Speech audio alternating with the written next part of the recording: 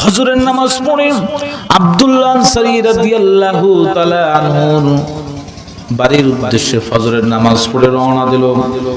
এক কদম দু কদম করে করে এইভাবে নবীজি আমার রওনা দিল। রাসূল কারীম সাল্লাল্লাহু আলাইহি সাল্লাম যখন ঘরের সামনে উপস্থিত হলো, প্রথম সালাম দিল, জবাব হলো না।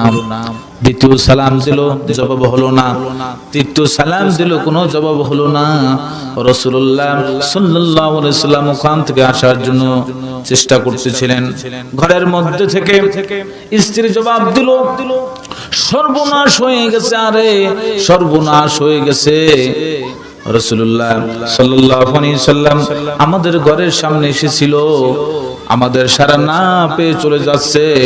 বিশ্ব নবীজি যদি কষ্ট পায়, এই কষ্ট নবীজির নয়, এই কষ্ট স্বয়ং আল্লাহ পাক পেয়ে যাবেন।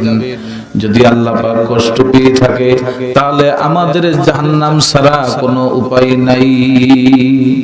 আমার ভাইরা, হযরতে আব্দুল্লাহ আনসারী রাদিয়াল্লাহু তাআলা আনহু পাগলের মতো দৌড় শুরু করলেন। রাসূলুল্লাহ সাল্লাল্লাহু আলাইহি সাল্লামের কাছ পর্যন্ত যখন চলে গেল, রাসূলুল্লাহ সাল্লাল্লাহু আলাইহি সাল্লাম পায়ের শব্দ শুনে যখন পিছনে তাকালো, দেখতে পেল আব্দুল্লাহ আনসারী রাদিয়াল্লাহু তাআলা আনহু দাঁড়িয়ে আসছেন। বলে, ইয়া রাসূলুল্লাহ, আমাকে ক্ষমা করে দেন। নবীজি আমার বললেন, আব্দুল্লাহ আনসারীকে প্রশ্ন করলেন। আব্দুল্লাহ আনসারী যখন ফজরের নামাজ শেষ হয়ে যায়, সমস্ত লোকেরা ফজরের নামাজ পড়ার পরে তালিম শোনার জন্য বসে পড়ে।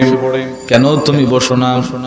হযরতে আব্দুল্লাহ আনসারী রাদিয়াল্লাহু তাআলা আনহু চোখ থেকে দরদর করে পানি পড়ছে আর বলছে, ইয়া রাসূলুল্লাহ, যেদিনকার আপনি বলছিলেন as-salatu মিফতাহুল জান্নাতিস সালাত, নামাজ হলো বেহেশতের চাবি, ওইখান থেকে এক ওয়াক্ত নামাজ আমি আর কাজা করি নাই। জোরে বলেন সুবহানাল্লাহ।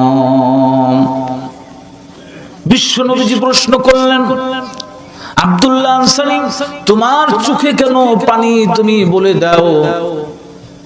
আব্দুল্লাহ আনসারী রাদিয়াল্লাহু তাআলা আনহুর চোখ থেকে পানি পড়ছে আর বলতেছে, ইয়া রাসূলুল্লাহ, এই জন্য তো আমি কষ্ট পেয়েছি। ঘরের মধ্যে আমার একটা কুয়া তৈরি করে নিয়েছি।